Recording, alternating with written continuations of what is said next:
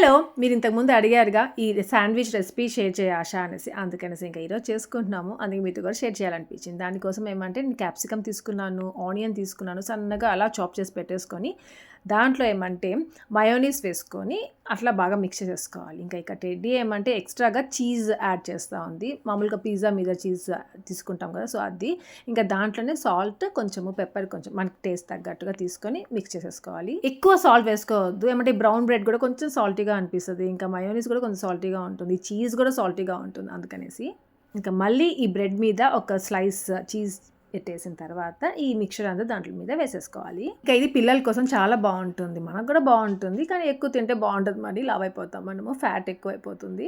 So, అప్పుడప్పుడు okay. ఇంక lunch బాక్సెస్‌కి చాలా బావుంటుంది. ఇంకా దీనికేమంటే శాండ్‌విచ్ మేకర్ ఉంటుంది కదా! దానికి మంచిగా బటర్ అట్లా అప్లై చేసేసి, ఇంకా ఇవి బ్రెడ్స్ దాంట్లో పెట్టేసి ఇంకా ఆన్ చేసేసేయడమే. ఇంకా చాలా త్వరగా అయిపోతుంది తెలుసా ఇది 2, 3 మినిట్స్ సరిపోతుంది. ఇంకా ఇలా ఫస్ట్ టైమ్ అనమాట చీజ్‌తో చేసుకోవడము. ఎలా వస్తుందో తెలీదు. చూస్తుంటే వావ్‌గా ఉందే అనిపిస్తా ఉంది.